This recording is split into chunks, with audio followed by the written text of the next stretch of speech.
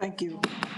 Good afternoon, everyone, and welcome to the May 11, 2021 Community Development, General Government, and Housing Committee meeting.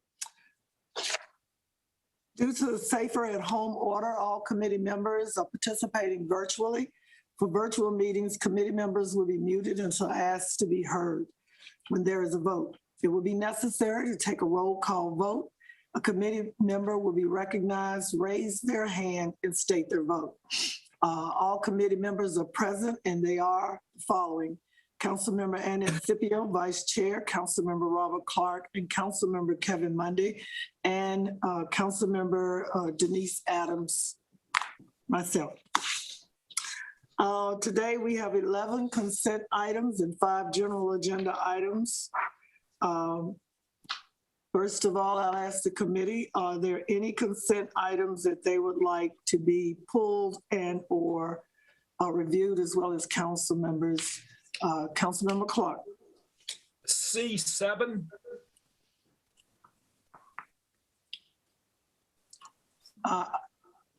Councilmember Scipio. C1 and C3. Councilman Lawson. Yes, so C2 and C6. That's all of it, just about, isn't it? Councilmember Burke. Item C4, Mayor Pro Tem. Okie dokie. All right, anybody else got any? We only got a couple left. Madam Chairman, I'll move approval for what's left. Thank you, Councilmember Clark. Thank you, Councilmember Scipio. It has been moved and properly seconded to accept the balance of the agenda. City Clerk, would you please do a roll call vote? Councilmember Scipio. Yes. Councilmember Clark. Yes. Councilmember Mundy. Aye. Mayor Pro Tem Adams. Yes. Thank you. City Clerk, would you please call the first item, C1, please? Item C1, Ordinance Amending Chapter 10, Article 5, Division 1, entitled Housing Code of the Code of the City of Winston-Salem. Councilmember Scipio, you asked for that to be pulled. Are you just wanting a presentation from the Attorney Carmen? Yes, because this is something I think we need to understand what it really means for us and what it's doing to our code. Yes. Attorney Carmen. Good afternoon, Mayor Pro Tem Adams, committee members, and council members. What you have before you is an item amending the housing code.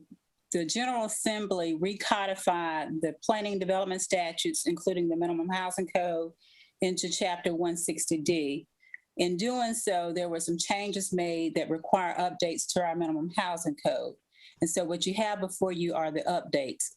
The most significant one in terms of the process is basically the changes in the types of orders that the housing code or community development department may issue. You may recall at the present time, the department issues repair or vacate and close orders with respect to properties that require less than 65% of the value to renovate. In other words, properties that are not in the demolition category. With this change, the orders would basically be for properties in that less than 65% category. The order will be basically repair. Vacate and close is really no longer an option unless it falls into that significant harm category, where it would be significant harm to the tenant, the occupant, for them to remain there while the repairs are being made. So that is the most significant change to the process. There are also some slight changes in terms of the actual inspection process, which we've navigated and don't think those will be significant. There are some other changes that are not necessarily driven by Chapter 160D, but relate to basically operational changes, clarification of definitions, the inclusion of certain definitions. And I also included a process by which council can cancel or reduce demolition liens for affordable housing purposes. We'll come back with some more details in terms of that process, but it allows for that to be done, which has happened in the past on occasion. But this will allow for the codification of a process by which to do that. So that's pretty much it in a nutshell. I'll be happy to answer any questions. Are there any questions? Councilmember Scipio. Yes, clarify again that vacate and that part of that order. The vacate and not demolish, or is there something that's stopping us from going ahead and demolishing properties? Does it make it more difficult for us to do that? Or was it just saying that people could stay in the property while it's being renovated? Well, in terms of the demolition, there really aren't significant changes as long as it falls into the demolition category. The significant changes relate to properties that are not in the demolition category, but in what we previously called the repair or vacate and close category. So for that subset of properties, the order will be basically repair. You can issue vacate and close, but it's only in those limited circumstances where the continued occupation of that property while it's being repaired would be a substantial harm to the occupant. So now we're going from repair or vacate and close orders to primarily repair orders.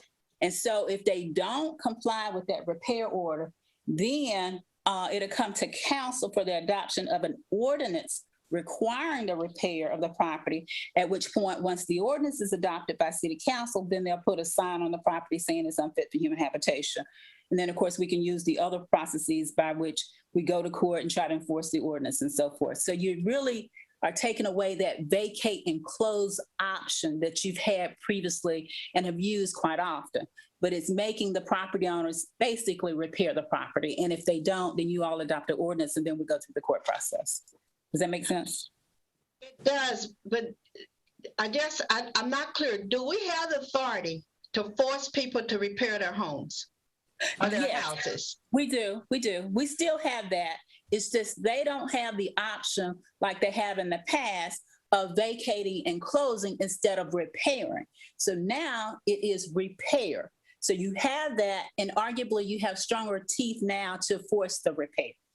Okay, that's a better option, is to force them to repair as opposed to just closing and leaving the property vacant, abandoned, and in disrepair until they felt like fixing it up. Right. Are there more stringent timetables that go along with that repair because of this change in the ordinance? Not necessarily. It'll probably be on the same timetable that CD uses based upon the number of repairs that needs to be made and what reasonable time period it is within which to make those repairs. So the biggest change, again, is taking away that vacate and close option that they've had previously. So now it's repair for those properties that are not in the 65% category. Does that make sense? Yes, thank you so much. Councilmember Clark. I've got mine full C7. I'll come back to this topic specific to my demolition when we get there. Ms. Carmen will hang around. All right. Sure. Thank you. Any other questions or comments? Councilmember Larson.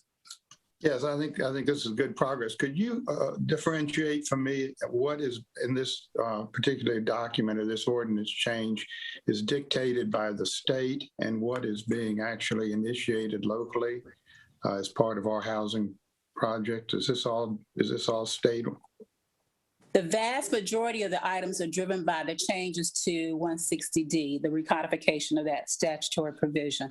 The few things that are being driven by operational needs are basically, as I mentioned, the option to cancel or reduce a demolition lien for affordable housing purposes. So that's more operational needs and some and based upon some expression of council members in the past. And then the other operational needs are adding definitions like person, agent, and kind of clarifying the heating requirements, which are based upon the statutory changes, just kind of reorganizing them so they're better understood. But the vast majority of the changes are driven by 160D. The close and abandon is a state change, is that correct? Yes. That definition? Good. Yeah. Good. Okay, thank you. You're welcome. All right, could we get It's information. it's just information. Mhm. It was C. Okay, but just for me, it doesn't say that, but okay. All right, It was on the consent agenda. It should be an information card, if I'm not mistaken. Oh, it is an information card. but usually they say that on the front side. So going forward, for the chair and the council, we need to see that on the front side. All right, City Clerk, would you please call out the next item, C2? Item C2, ordinance amending Chapter 2 and 75 of the Code of the City of Winston-Salem.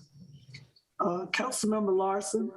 Yes, I pulled this. Could we just get a quick overview? And it's basically the same question of what of this is dictated at the state level and what of this is initiated by local planning departments or what have you? Sure, I'd be happy to answer that. Again, this item is an amendment to chapters 2 and 75. Much of it relates to just kind of cleaning up a few things. However, there are a few amendments that are related to the changes in the state law. As it relates to the change to section 2-3, disqualification of bidders, when the council adopted the NDO, the non-discrimination ordinance in March, in terms of applying it to city contracts, grants, and so forth, as I looked at putting that in place, I went through the code and examined where there might be some additional changes. And we have a provision that was adopted some time ago pursuant to enabling legislation, whereby the city council can disqualify bidders for failing to meet certain requirements or failing to comply with certain provisions as required by council. The current ordinance allows for a bidder to be disqualified on future repair or construction contracts if they engage in discrimination. So with the passage of the NDO, I looked at that language to determine if the protected categories needed to be enhanced to include those that are in the NDO. So this change to section 2-3 includes those additional protected categories.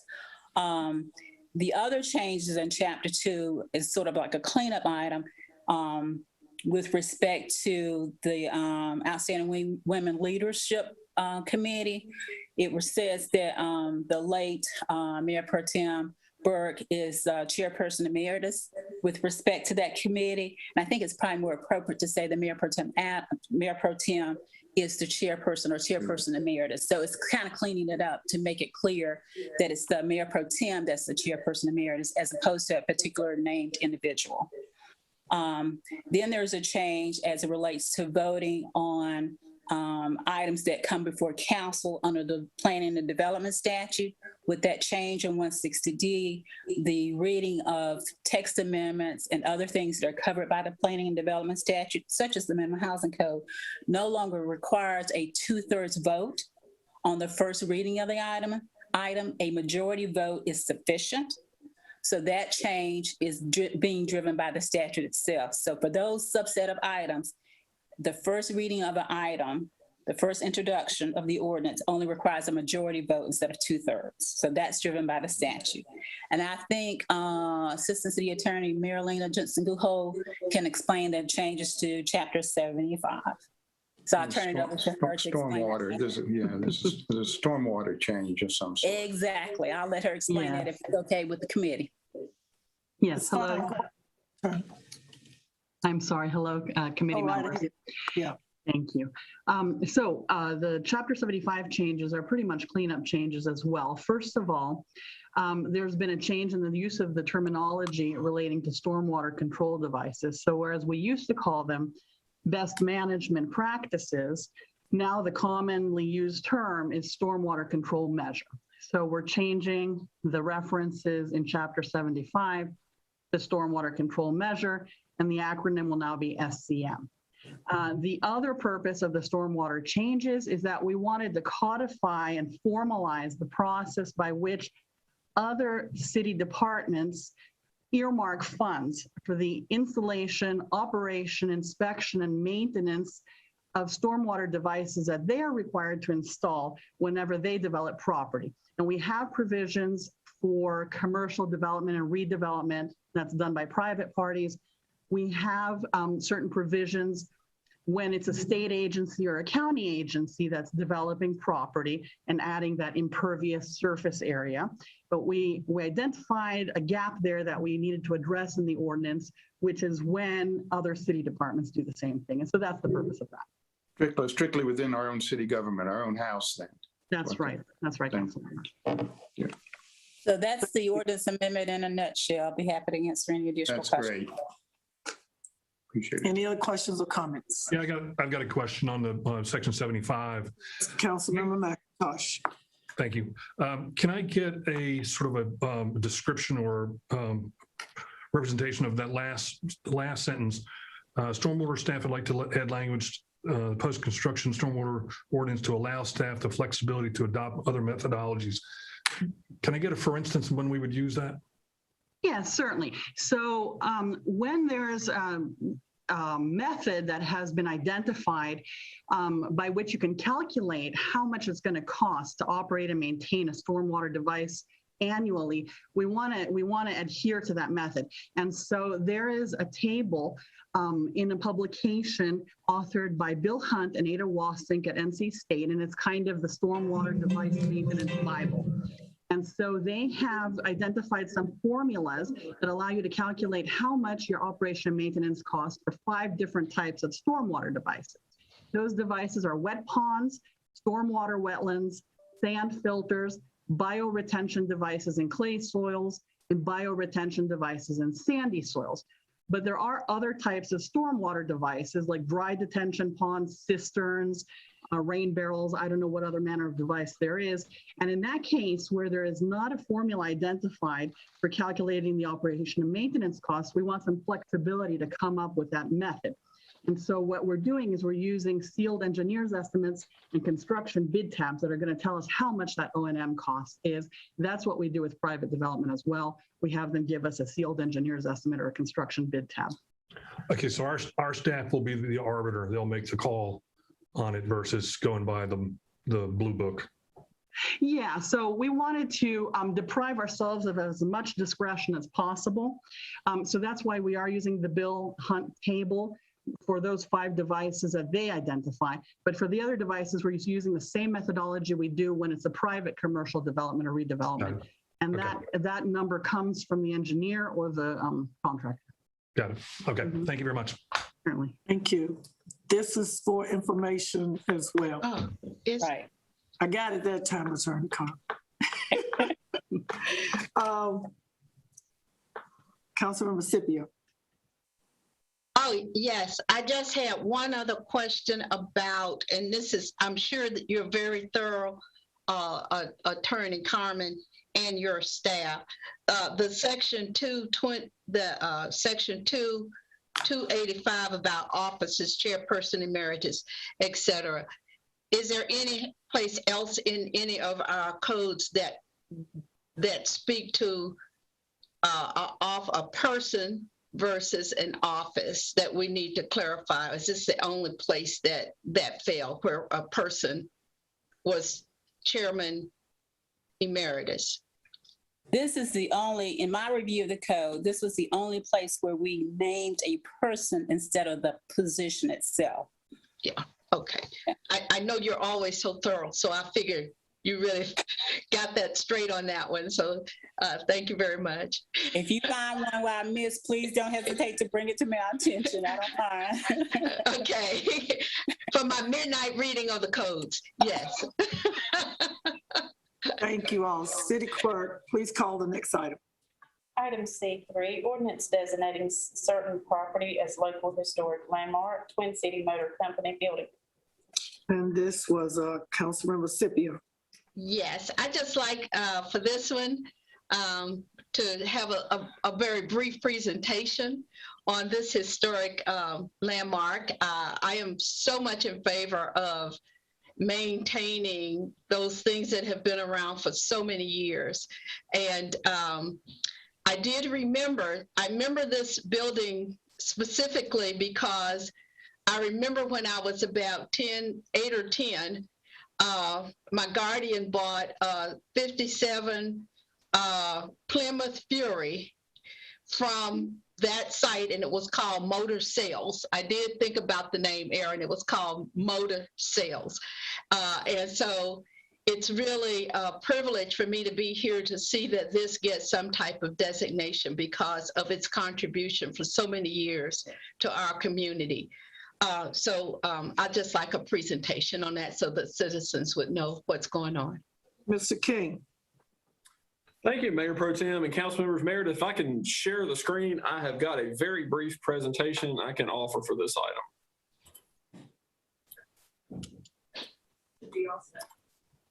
All right.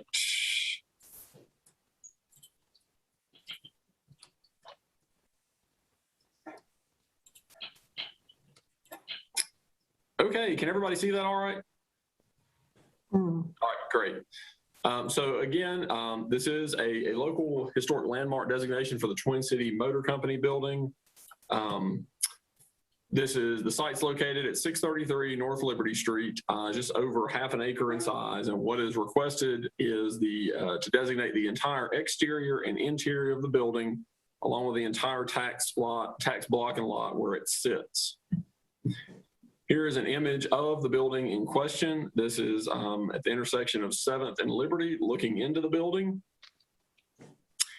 And here is a location map that shows the property outlined in kind of an orange area there, again, south side of 7th Street, in between Liberty and Main Streets. Just to get you oriented, Camel City Barbecue would just be to the north across 7th Street from the site.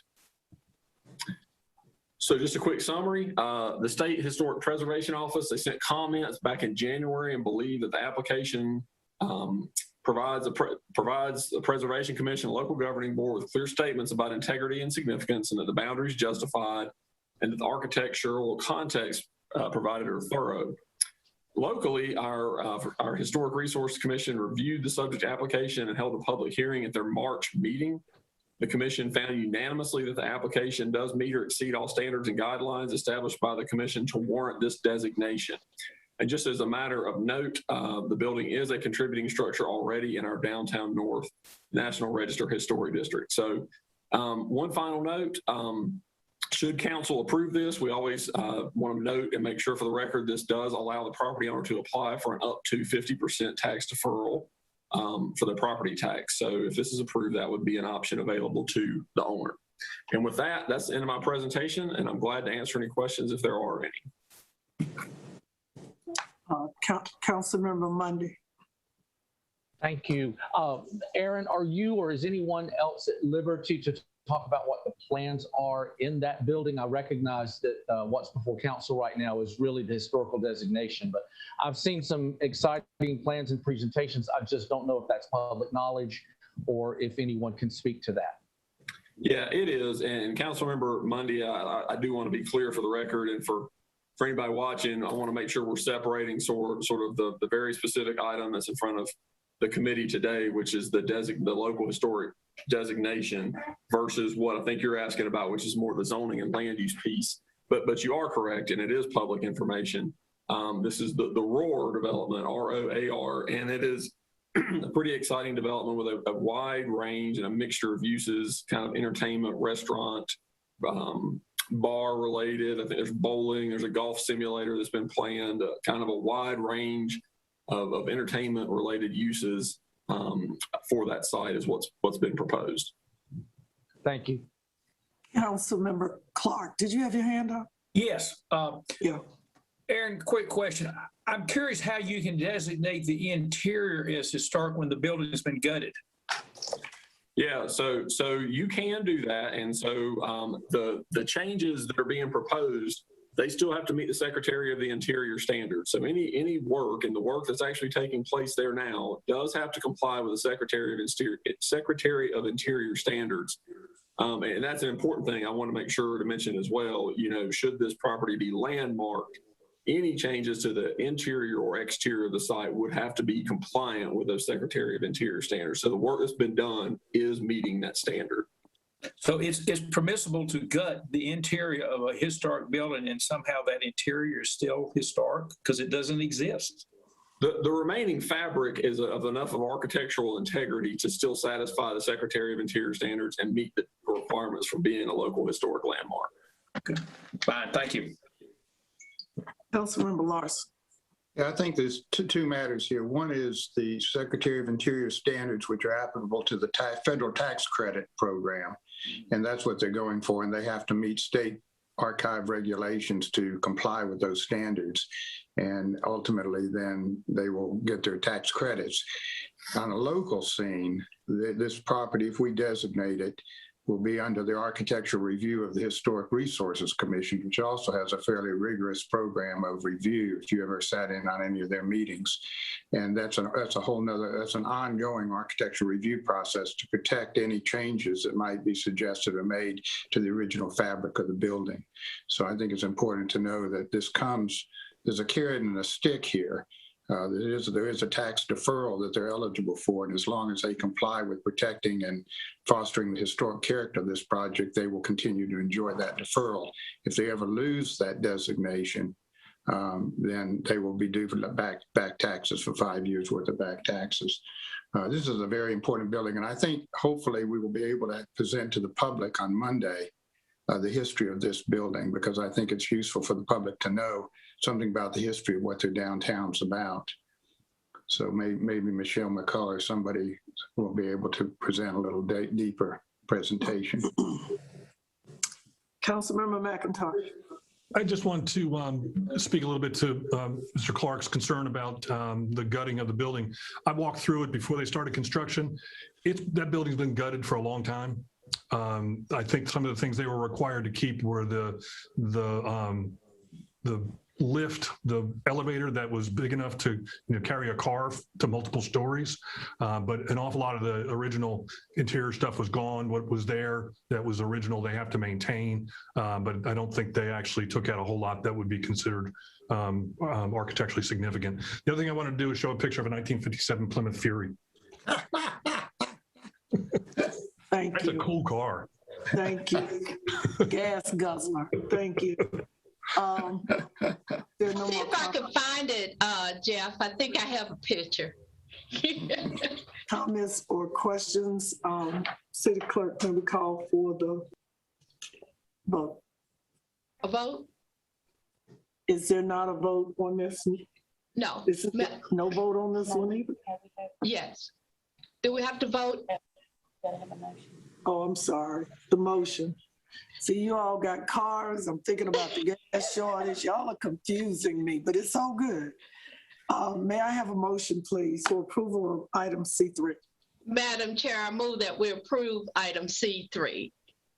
Second, Monday. I have a motion, a first and a second to approve. Now, City Clerk, you can call the roll call. Councilmember Scipio, Yes. Councilmember Clark, Yes. Councilmember Mundy, Aye. Mayor Pro Tem Adams. Yes, thank you. Ms. Richmond, is she on the, yeah, I see you, okay. We now have to go into community development part. I'm going to ask Ms. Richmond, and she'll know once the item has been read, she can chime in at any time you please. City Clerk, please call the next item. Item C4, 119 Barlow Circle, located in the Northeast Ward. This is Councilmember Burke. Councilmember Burke, is there anything in particular you're looking for? You want Ms. Richmond to go through her presentation? Thank you, Mayor Pro Tem Adams. Yes, I would appreciate Ms. Richmond going through a presentation. Thank you. Ms. Richmond? Yes, ma'am. Good afternoon, everyone. This is item C4, as was mentioned by our city clerk. Dabco Holdings Incorporated is the property owner. And I'll just cut right to our due process and what we've identified in our research and findings for 119 Barlow Circle. Notifications of the property violations were sent to the owner as required by ordinance. There were 7 housing violations. The list pendants were submitted to the county clerk's office and were filed on September 3rd of 2020. There was a hearing on July 20th of 2020. There was a repair or vacate order that expired November 1st, 2020. This property became eligible for consideration by you at this committee on May 3rd of 2021. The estimated cost to repair the structure, $10,000 roughly is what we estimated, although we know the construction costs have increased in the last year and a half, and the fair market value of the structure is $35,000. This is a photograph of the property as it stands today. This photograph was taken last week. It shows the front of the house and the side of the house. There on the picture, the pictures right after this does show that there is some upfits, or not really upfits, but there is some, we can't tell exactly what is being prepared for this property because we did not find a building permit on this property. So we do see that there has been some activity around the house, but it's not enough for us to identify that the property is under renovation since we don't have a building permit. So that's why it is also before you today. Thank you. Councilmember Burke. Thank you, Ms. Richmond. Thank you, Mayor Pro Tem Adams. I have a couple of questions. First of all, I would like to say, when I saw this appear on the agenda and I noticed what kinds of repairs were needed and the cost for those repairs, and of course, we're looking at repairs that are less than 50%. And the value of the structure is $35,000, cost of repairs $10,076. I feel that this is a property that can be saved, and it can be saved so that it can also help with our need for housing. And so this notice, the notifications that were sent, they predate me. And I would like to know, starting now, what kinds of opportunities or programs do we have that will assist landlords? So that's the first question, and I'm gonna start right there, and I have others. Who could answer that? Ms. Newman.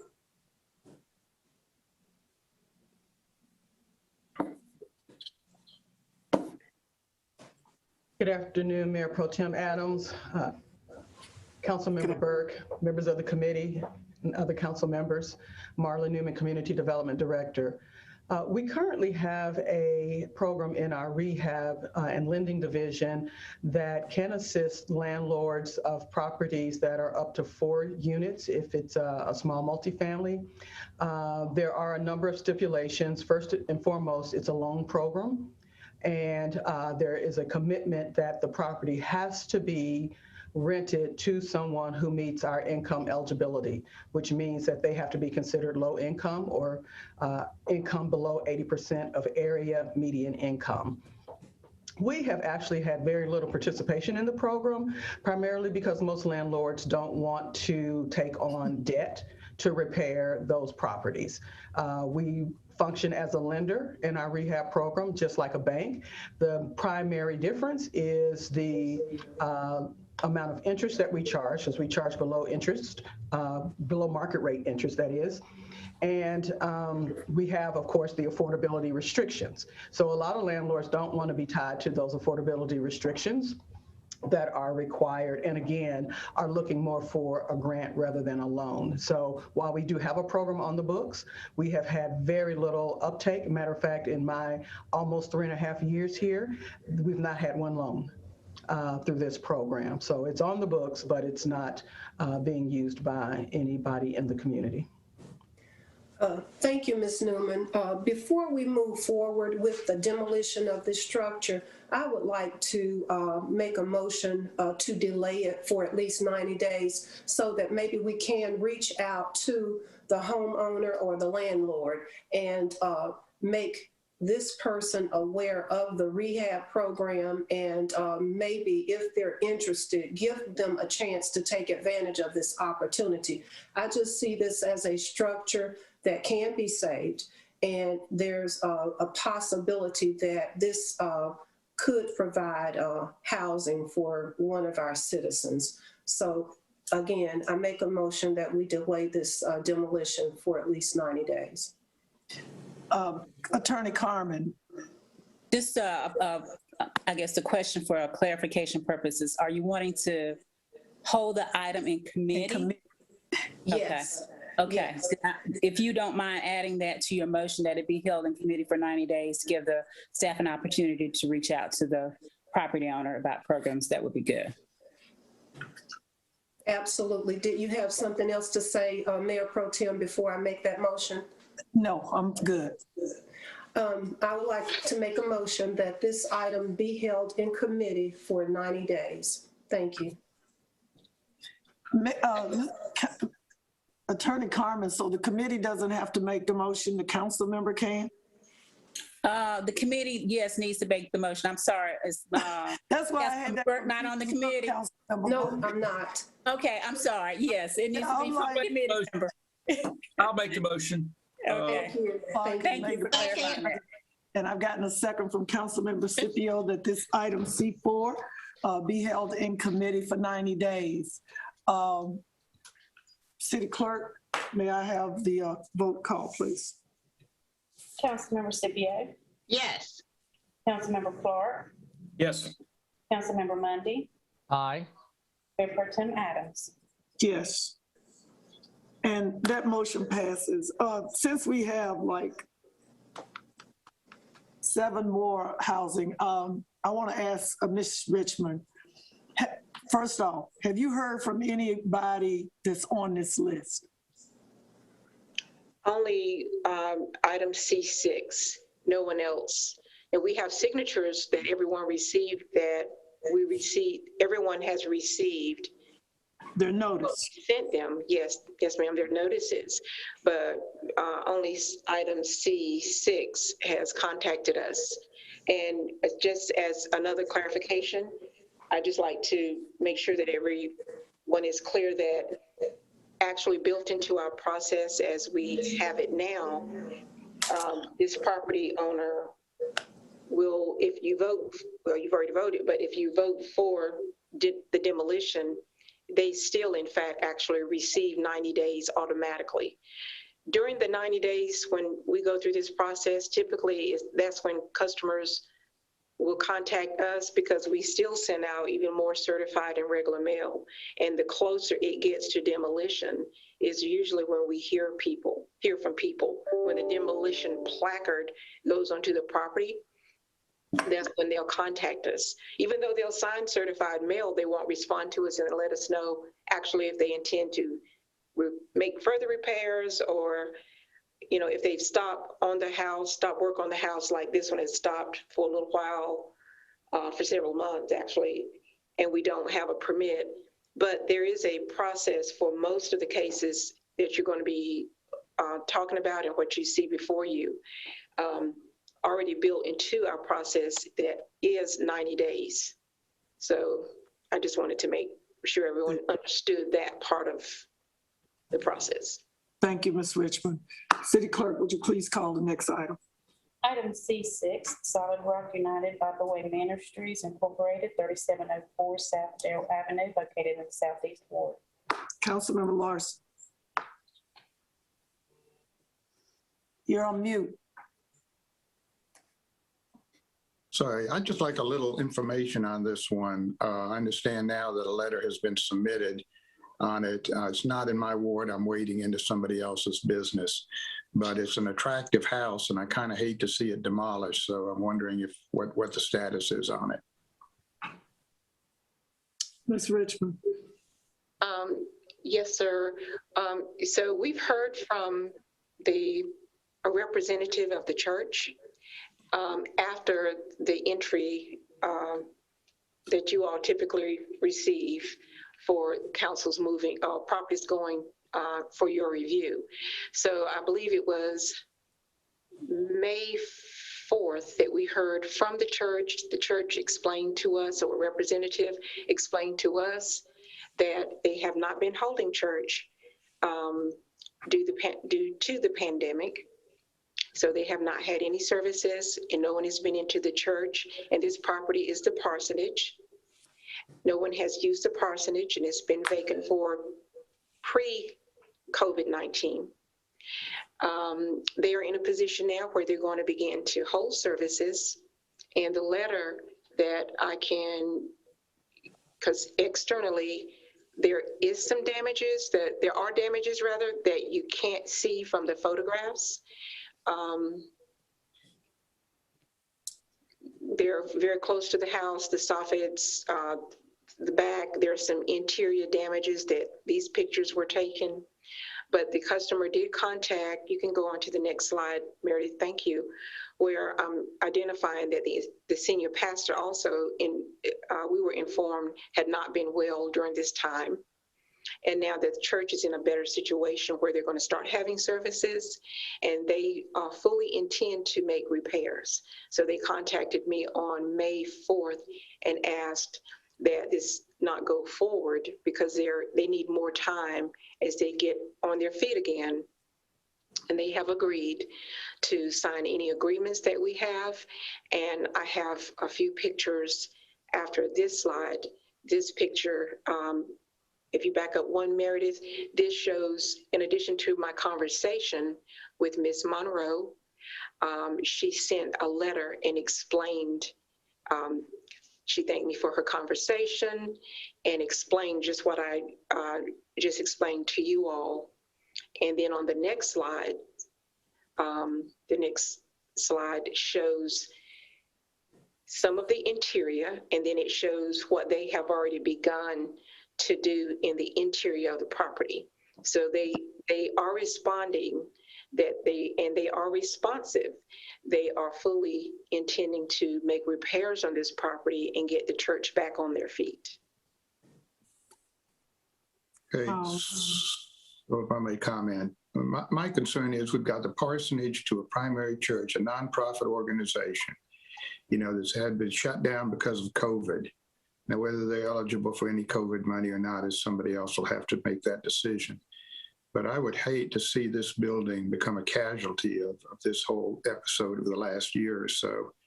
And I'm not sure what we can do financially, either to help them or to at least give them time to operate in an appropriate manner. Churches, of course, have all suffered under this past year. And I really hope that, we're not going to push them up against the wall on this one, because I think it's a solid building, and I think it can certainly aid the church's mission, either as a housing unit or as an auxiliary support for their mission requirements. So I want to know if we can't cut them some slack somewhere. I have a question, Ms. Richmond. Is this the southeast ward or the north ward? Which one is it? Southeast. Southeast. The church is in the north ward, correct? Solid Rock, no? The church next door. is right next door, so it is also in the southeast. I'm confused because your pictures had the north ward on it. And I thought, even looking through our information this week, that it was the southeast ward. So I'm just clearing it up. That's all. I'm just Thank you for bringing that to my attention.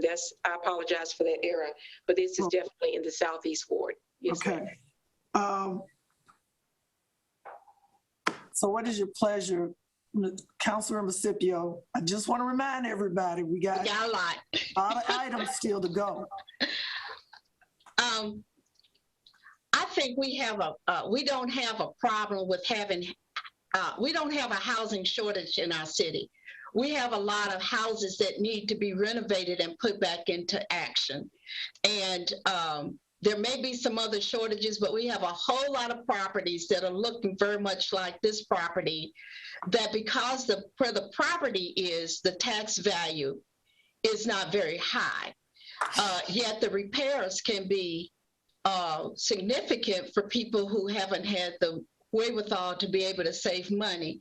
COVID's shown a lot of this. I do know many of our churches are having problems just maintaining their own facilities. And I hope we'll talk about that at some point in time.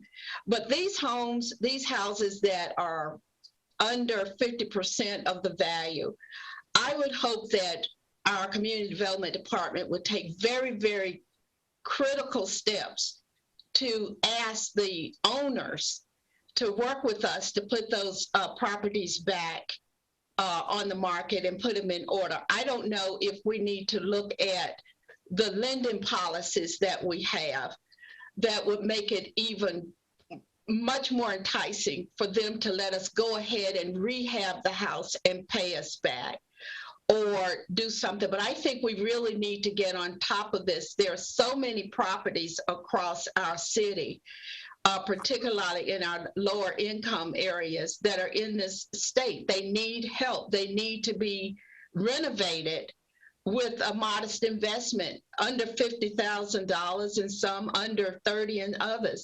But that's significant because nothing's been done with these houses. So I would hope that we could do something to help this. I would be in favor again of what we just did with the other property in the Northeast, to take some time to look at, I'm so sorry, a way that we can strengthen these neighborhoods instead of trying to put them all the way out there for demolition. I think that's a bad way to go, to just demolish it. We have to force people that we're going to tear it down, and then they still don't do it. We need to save the properties. So I would be willing to, for those properties that we haven't already voted on, to delay this one and try to work with the church to find a way to get it repaired. I do know we can give them some support through our business inclusion monies in helping churches. Are you making a motion, Councilmember Scipio? I'll make a motion that we continue with this in committee. Thank you.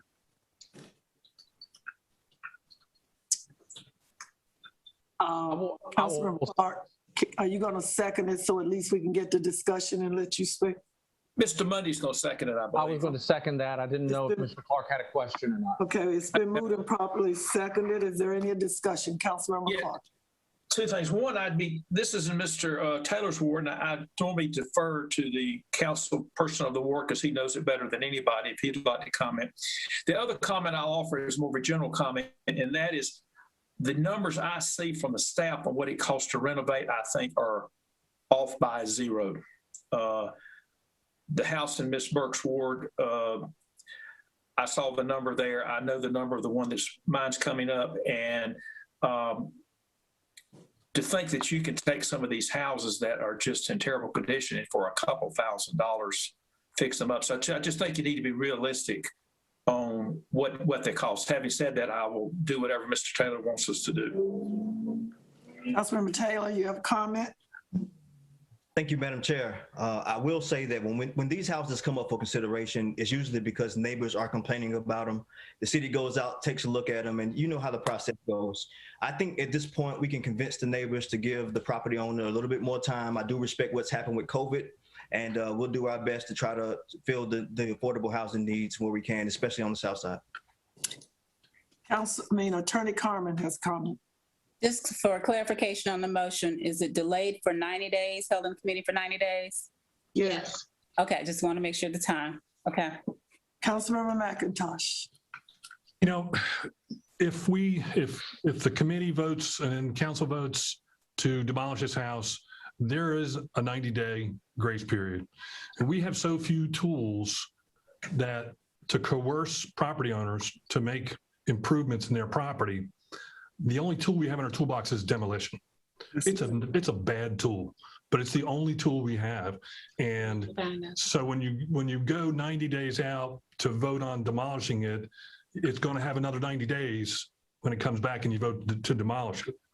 If not necessarily this house, but in general when these things come along. So, I'm not saying don't do it on this one, but we need to be mindful of how long we're making people sit next to a house that is just, falling down.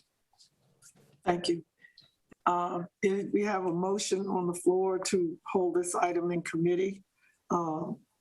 City Clerk, would you please call the roll call? Councilmember Scipio, Yes. Councilmember Clark, Yes. Councilmember Mundy, Aye. Mayor Pro Tem Adams. Yes. Motion passes. City Clerk, may we have the next item, please? Item C7, Josephine L. Smith, 964 Kearns Avenue, located in the West Ward. Councilmember Clark, what do you? I have a question and then I'll make a motion and a comment. And this kind of gets back to the comment Mr. McIntosh just made. Assuming we move to demolish it, what is the process and the time intervals to have it done? And I guess this is a generic question, but I think it plays into my comments. Whoever would like to answer that? Okay. So Ms. Richmond? So if this is a property that would automatically receive 90 days. Okay.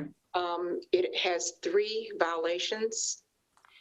It's from when this was first cited, it was cited with the violations in 2018. And with this and all of the properties, whenever we give the cost estimates, we're given a general cost estimate at the time that we actually start the case. So that's another reason why some of these costs are low, especially compared to what has taken place in the last year that we've been in COVID-19 year, a little over a year. So the costs have, in some cases, 3 times what would normally be the repair. Say this was cited in 2018. So we know that 2019, 2020, now we're in 2021 in a pandemic. So yes, the cost would be more than what we first cited, which is that $2,794. I've added a note per council member McIntosh's advice to add the note that says construction costs have increased from that year. And in this case, as in most cases, the structure has further declined, unfortunately. Now, the fair market value, according to our real estate division, is $101,900. The tax office actually has this property valued much more than that. So we've been in contact and reached out to the property owner, who is a California resident. We've not received responses as to what their intentions are. This house becomes most noticeable in this time of year in the spring, throughout the summer months on into the fall, because it gets a tremendous amount of overgrowth of landscape. And that draws the biggest amount of attention. Unfortunately, though, when that landscape grows and it sort of encapsulates the house, you see that the first picture shows July 13th, 2018. That house, the landscape grows almost over top of the house, because evergreens in this area, and with the amount of rainfall that we can verify in the last 2.5 years, we are far over the water table. And so our underground water supply and our soil is acting like a sponge. You can't take any more. So we're getting an excessive amount of growth of what's natural that grows into this area. So unfortunately, this is one of those properties that has a lot of growth during this time of year and will continue to have a lot of growth. And that's been the largest complaint, because that's what draws more attention to the property. It's just become severely overgrown. With that overgrowth, though, and the insulation that I mentioned, is deteriorating the house. So over a period of time, we've seen that areas around the house are holding on to that moisture, that mold appearance, that mildew appearance. And so the house is going into further decline. Councilmember Clark. Yeah, let me comment. This is my number one eyesore. This house has been empty for 30 years. Wow. Yes. Unbelievable. The neighborhood is. I know this house where it is. Yeah. if for 30 years no one has turned any of the faucets on or off, I would think by now they're frozen whatever way they were. You'd have to replace all the plumbing. The house is full of mold. The basement's got water in it. It's just on and on and on. I can't wait to tear it down. I have no respect for people who do not respect their neighbors, their community, or their city. I don't know why this lady, her mother died, and it has been like this, and the neighbors just complain and complain. So I would make the motion that we demolish it ASAP. Can I have a second, please? I will second that motion. It has been moved and properly seconded. City Clerk, would you please call the roll? Councilmember Scipio, You're muted. Yes. Councilmember Clark, Yes. Councilmember Mundy, Aye. Mayor Pro Tem Adams. Yes. Thank you all so much. We finally finished the consent agenda. Due to college graduates or high school graduates are graduating tomorrow, and they had a big day, some of them. So I am asking the committee to allow me to move item G2 up to being first. Is that okay with everyone? That's fine. Yes. Thank you. Dr. Abraha, you're on.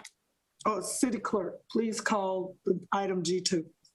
Item G2, 2020-2021 Youth Advisory Council Annual Report. Yes, thank you. Good afternoon, Mayor Pro Tem Adams, members of the committee, council. I'm happy to be with you today. We are really excited to have our Youth Advisory Council on the call with us. And we have Mr. James Taylor III, who is a senior at Forsyth Tech Early College, so he will be graduating. And we have Miss Addison Truzzi with us from Reynolds High School, and Addison is a sophomore. And so they are going to take it from here, and they are going to share with you all of the things that they have been able to do this year in spite of the pandemic. It really is quite impressive. We always have an impressive group of Youth Advisory Council members representing all the high schools across Winston-Salem and Forsyth County. But this year, it really stands out exactly how committed these young people are to the community and to civic engagement. They did not let the pandemic stop them from doing the very important work they have, all the way down to earning a couple of grants that they competed for from the state, Youth Council, and also from the Winston-Salem Foundation. But anyway, I just had to brag on them a little bit in case they weren't planning to toot their own horns there. So James and Addison, I turn it over to you. Good afternoon, council and committee members. As Ms. Abraha said, my name is James Taylor III, and I'm the vice chair of the Youth Advisory Council. Can you switch the slide, please? Excuse me. Due to COVID-19, the Youth Advisory Council has had to adjust and complete our 2019-2020 fiscal year project this current fiscal year. The project was centered around hunger in Winston-Salem. To combat hunger, the Youth Advisory Council partnered with Rhythm Lounge and Grill and Think Orange to feed hundreds of city residents that may have needed a nutritious meal during these hard times. Could you switch the slide, please?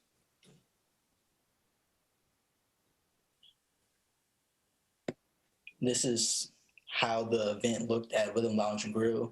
There was a huge line that went all the way out the door, and it was just a beautiful event, and I was glad to be a part of it. And the Youth Advisory Council also participated in the 41st Annual Human Relations Student Award Banquet by giving a congratulatory message to the award winners. And now I will turn our presentation over to Addison Truzzi. I'd like to say hello to the council and committee members. My name is Addison Truzzi. I'm on the Community Relations Committee in YAC. Things are very different this year, but we learned a lot about new and creative ways to stay involved in the community and benefit the youth within Winston. Would you please go to the fourth slide? Thank you. We attended the virtual state conference and received the SYC grant of $500. I and another YAC member, Tamara, were interviewed for the YGA grant. We received the full $500. We put the money from those grants towards social media ads for the YAC Attack virtual food drive, which is our annual project this year. the Second Harvest Food Bank of Northwest North Carolina, and we were able to reach past our $5,000 goal and raise around $5,900. We would like to thank the Mayor's Think Orange campaign for their partnership and city government supporters, including the Recreation and Parks Department for being the lead sponsor, the City Manager's Office for being the second lead sponsor, and the Office of the Mayor. The food drive will end May 14th, which is this Friday.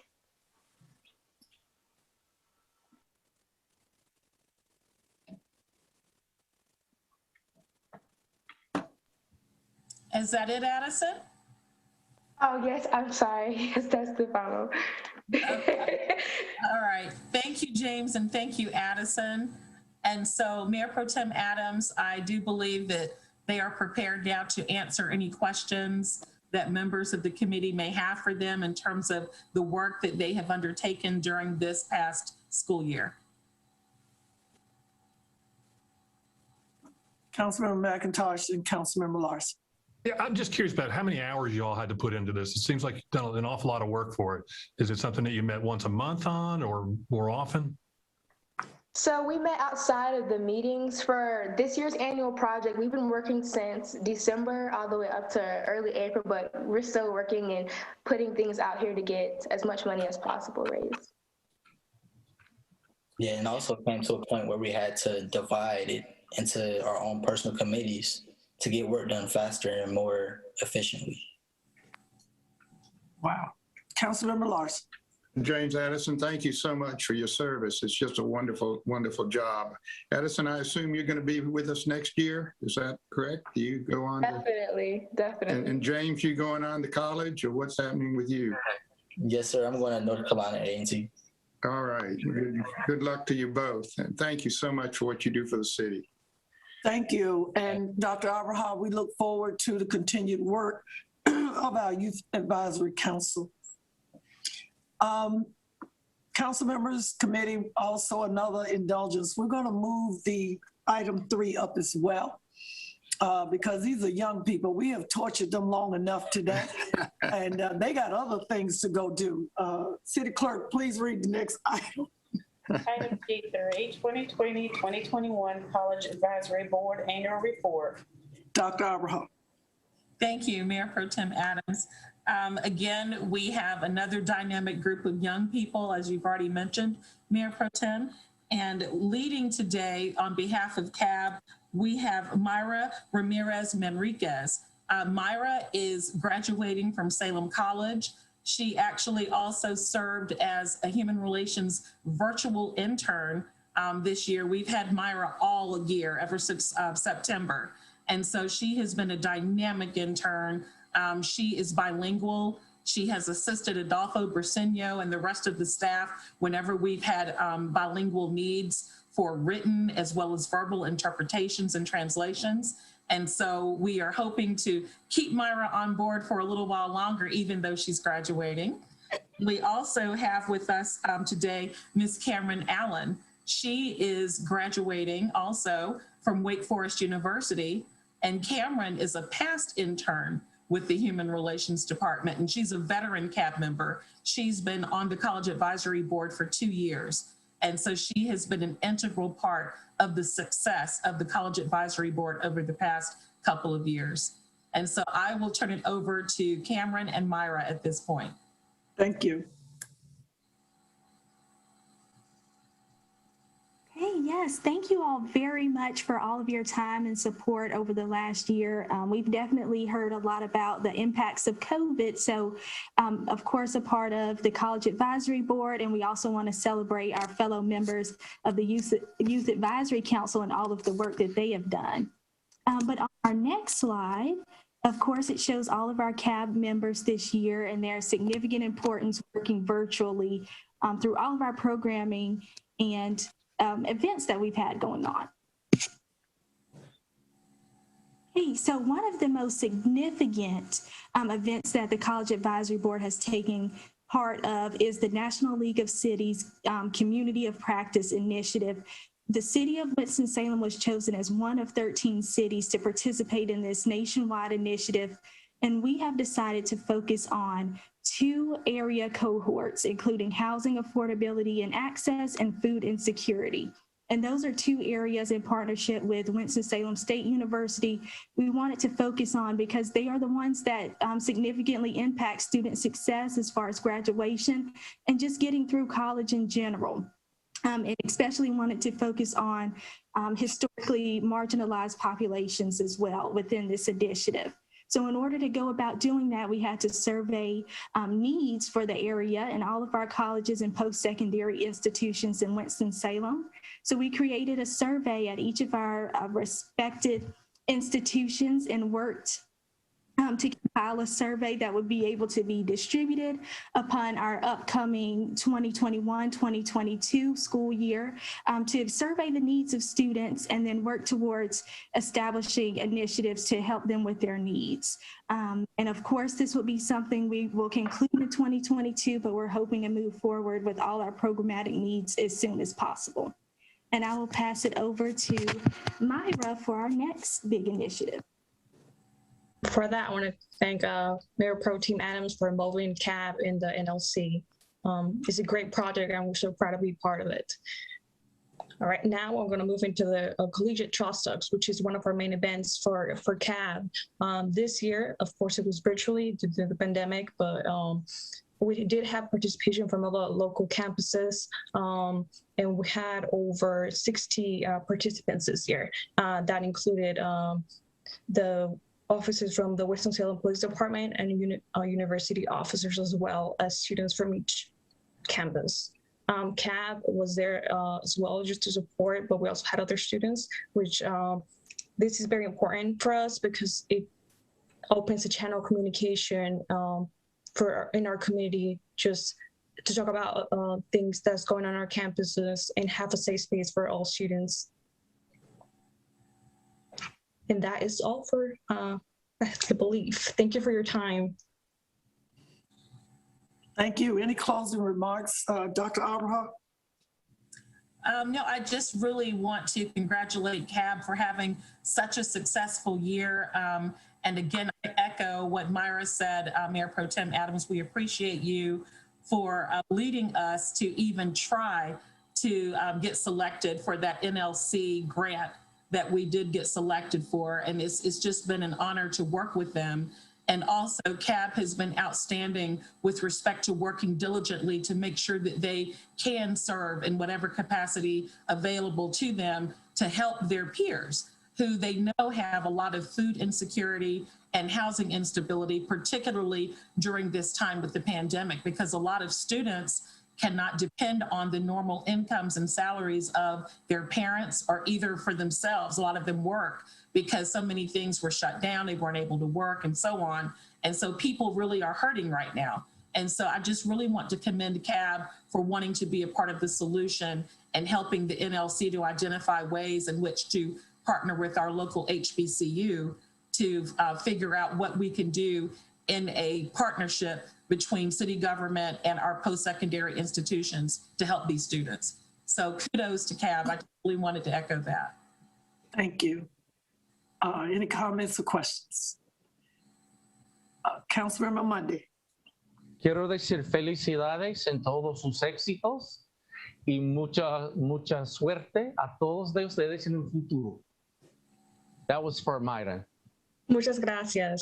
De nada. Thank you all again, our CAB and our YAC.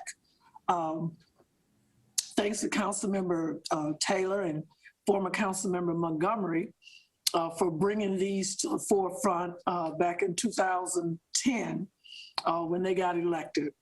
And Dr. Abraham, again, working so diligently, and your staff to ensure its success year in and year out. Thank you. Thank you. City Clerk, would you please go back to the first item, please? Item G1, information on permanent supportive housing. Assistant Manager Logan Ford. This will be your last time, right? Yes, ma'am. This is our last committee meeting together. Yes, it is. Meeting. And Mayor Pro Tem Adams, thank you, members of the committee and council. Item G1 is an information item relative to an opportunity for permanent supportive housing. There's a vacant lot that the city owns on Northwest Boulevard. we had an opportunity to meet with the residents of the Boston-Thurman neighborhood and also with members of the Drayton Pines community. So I'll ask our Community Development Director, Ms. Marla Newman, if she'll present this item to committee and then share some of the feedback that was received from the residents on how we would like to proceed with this project. Ms. Newman? Thank you. Again, good afternoon, Mayor Pro Tem Adams, members of the committee, other members of the council. Again, I'm Marla Newman, Community Development Director. Before going into the slide presentation, I just would like to give a little bit of a backdrop to how we got here today. As some of you may recall, in December 2018, we published a housing study and needs assessment. It was for Winston-Salem and Forsyth County, and it emphasized the rapid growth and need for more affordable housing in our community.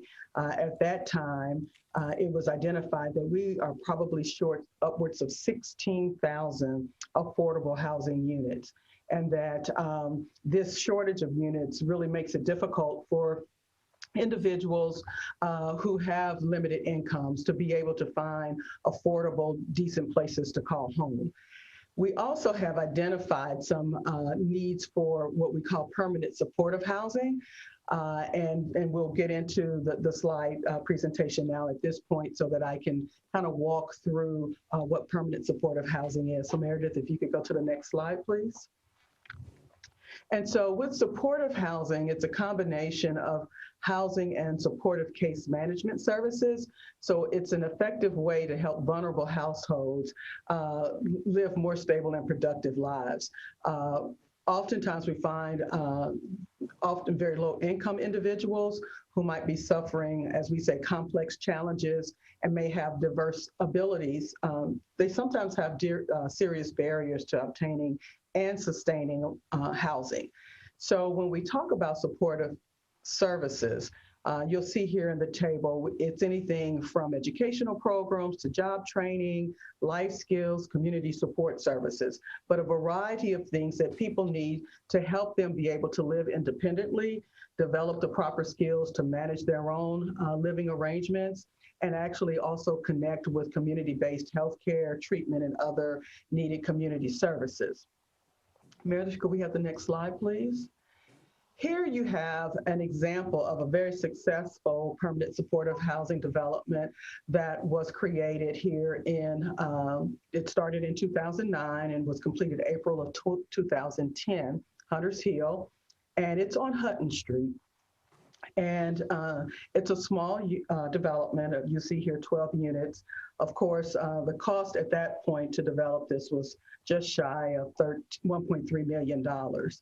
Here in this instance, all of the residents are extremely low income and disabled individuals.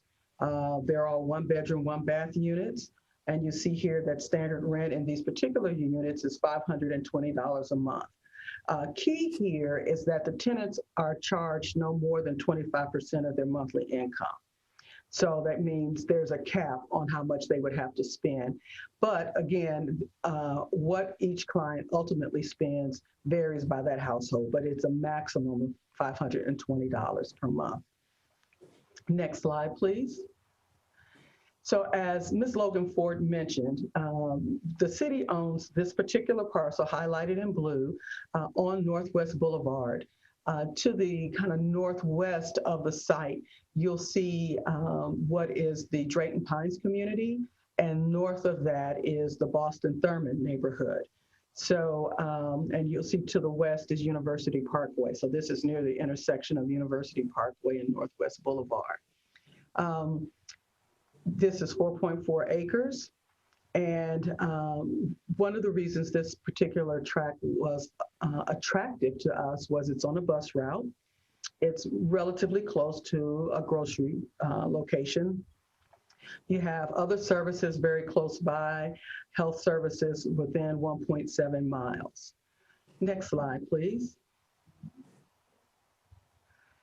Just some rough ideas of what could potentially fit on the site, not anything that is actually being proposed at the moment, but we looked at using the Hunter Hill model at a small development that might go on this site. So looking at a potential 10-unit development. Now this says single room occupancy. We wouldn't be doing single room occupancy. We would be actually doing apartments, maybe like 1-bedroom apartments perhaps, but just to kind of see how the land could be utilized. And we have a couple of other examples on the following slides of different just layouts that could possibly sit and where they could sit on the property.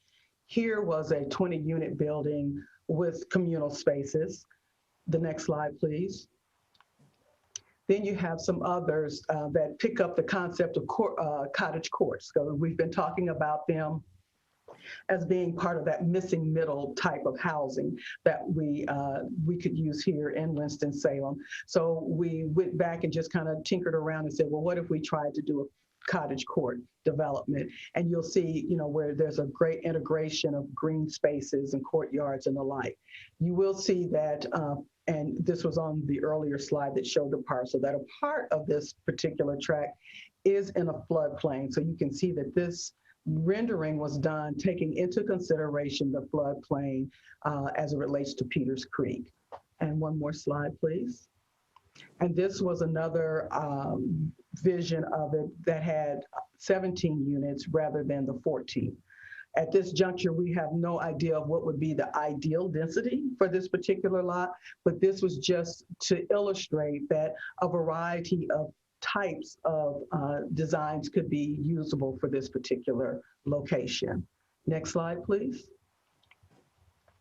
So when we had the community meeting, which was on April 20th, we entertained a lot of good questions from the neighborhood and asked about their interest in moving forward with at least some type of due diligence in terms of the suitability of this particular location for housing in general. One of the interesting things about this particular site is separate and apart from the fact that the back part of the lot is alongside that creek. The back part of the property is also zoned residential multifamily 18, so RM 18. However, the part that fronts Northwest Boulevard is zoned highway business. So certainly if we wanted to do housing there, we would do what you call down zone or change the zoning so that it would be consistent for housing. So first and foremost, we asked, can we at least see if housing would be suitable from an environmental standpoint? And the neighborhood gave us the go-ahead and the thumbs up to start that environmental review process, which takes approximately 60 days. In the meantime, of course, we know that zoning is going to be the other issue if we find it suitable. And so we've reached out to our planning department to start the investigation on what might be necessary to pursue reducing the density and the zoning for that particular site. Once we have this information, we will go back to the community, share our findings, and ask if they would support us moving forward with doing this development for those who need permanent supportive housing. Again, we have no set designs or developer or anybody in mind. This is just the actual exploration at this point. Certainly, if we get the go-ahead, our strategy would be to issue a request for proposals for developers.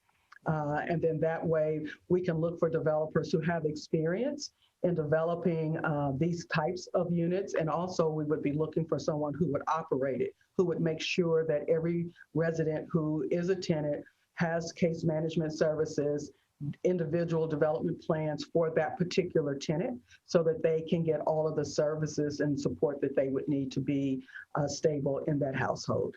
And then you'll see we have the rest of the steps here on the slide. But with that, I can pause and answer any questions. Thank you, Ms. Newman.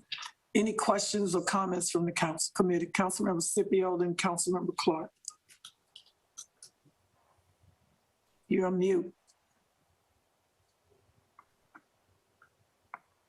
Ooh, sometimes it's hard trying to get the mouse to the mute and unmute button.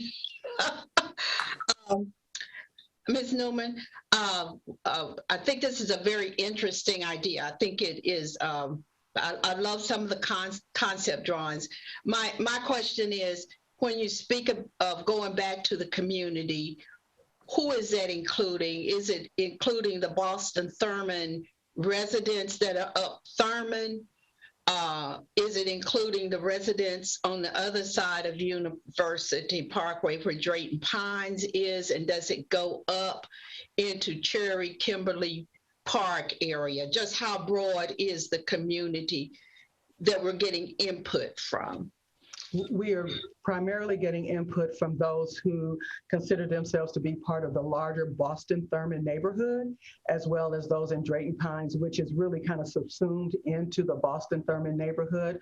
But all of those who are within that area that is now shown as part of that Our Boston Thurman plan, those are the residents in the community persons that we have done outreach to in partnership with Mayor Pro Tem and her community assistance liaison. And are some of the stakeholders, is it like Habitat included because their office is off of 14th and University, and is the Haynes, the former Haynes development, Haynes Dime Finishing Company that's on the other side of Northwest Boulevard included? I think they're doing condos down there. Are they also part of the entities that are being talked to? At this juncture, we've primarily done our outreach to residents. That was our first and primary commitment, was to the residents of the community, as they've been working diligently around pursuing purpose-built communities and other amenities. So we have done our first outreach with residents, and then we can expand after having reached some consensus with the neighborhood residents. I do recognize that our old method was to get stakeholders first, residents second. That was sort of like the historic pattern. However, I think when we build community, we really need the other voices there also, because they may be able to enhance the outcome with the resources that they can bring. So I would just encourage at least thinking about reaching out to the other side so that you can get some other benefits. Thank you. Mm-hmm. Let me defer to Assistant City Manager Logan Ford. You had your hand up. Did you want to? Yes, thank you, Mayor Pro Tem. I just wanted to share with Councilmember Scipio that we did have representatives from Habitat that were part of the neighborhood meeting. So they were involved in that initial conversation that we had with the residents. Councilmember Clark.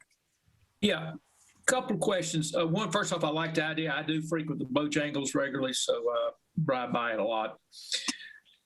This is going to require some, I would assume, some financial assistance in the capital, in the building of it, and then in the ongoing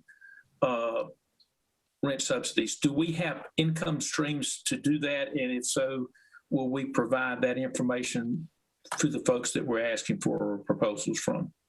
Yes, so a development of this type could be eligible for usage of our community development block grant dollars and potentially our home dollars. So we would have the resources, and earlier on we had identified one pot potentially of CARES Act money that could have supported this as well. So we're looking at all of the various potential sources of funds to help make this development such that it is in fact affordable for the tenants, and is also something that someone would be able to operate without going into excessive debt, if you will, to actually provide the services. So it's a combination of looking at a variety of sources that can be used, and similar types of services have been provided and funded in that way with some of the other types of permanent supportive housing.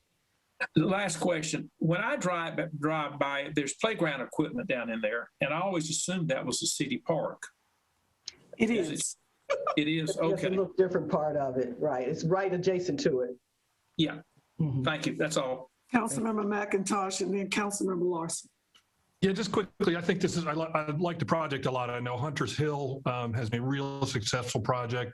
The dollars are going to be different now just because of all the reasons that the dollar is going to be different. So I'll be interested to see what the capital stack looks like, where money's going to be coming from, and also who the managing entity will be of it. As long as it's not us, I'm for it. It's not. Good. It won't be us. But I think the location is really good. I mean, I know it's somewhat of a busy street, but that's the way downtown is growing. It's growing north. You've got an awful lot of activity around there. So from an inclusivity standpoint, I think it's wonderful. I think it's great. So full speed ahead. Thank you. Councilmember Larson. Yes, I really like this project. I think it's a good use of a piece of land and meets some needs. Who owns the land after this is done? Is this one of the deals where we give a bargain sale for property to underwrite the project, or how is the economics of this going? How are we going to help make this come to being? Sure. So that partially is to be determined whether we just donate the land to the development or if we take a like 99-year ground lease. So we have some options. Certainly, if we keep a ground lease, $1 a year or whatever, is allowable under the law, we always can control and make sure that there's affordability. So we'll be exploring the options. We'll be working closely with the city attorney to make sure we cross all our T's and dot our I's. But certainly part of our consideration is making sure that when we make substantial investments for affordable housing, that for not even the foreseeable future, for a long, long time, that housing can remain affordable. And so certainly having, the extended ground leases or things of that nature is one way to make sure. I would really encourage Cottage Court concept here. It's something we passed recently. It's an interesting design, and it might be enough land to make it work and be an interesting solution. So of the two options you're showing, I really prefer that, just as a matter of record. Yes, sir. Thank you. And we'll entertain just proposals to see, because, we could get some interesting concepts that, you might find attractive as well, but we'll definitely bring those back to you. And thank you, Marla, Ms. Newman, and Ms. Logan Ford. Thank you two very much. You guys have been a one-hit, tick and tack team since you both came together. It'll be 4 years for Ms. Logan Ford. She came to us in December of 17, am I right? Around that time? I came in December 17, and Ms. Logan Ford a couple of months later.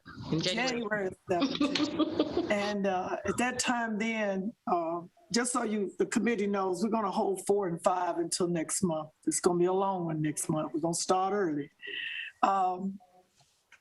We were deeply involved for almost 3 years of just working with the Boston Thurman community and to come together as a unit and be stakeholders and owners and engaged in the community.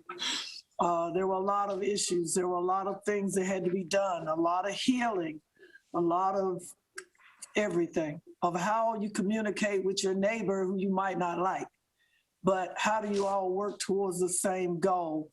Again, I'd like to thank Ms. Newman and Ms. Logan Ford for answering the charge to get not just Choice Neighborhood Grant, but they got us Purpose Bill as well with the first T.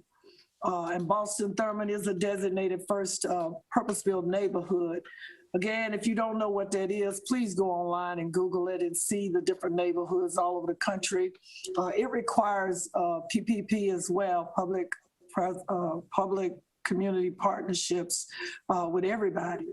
The community meeting we had almost 60 people in it, surprisingly enough.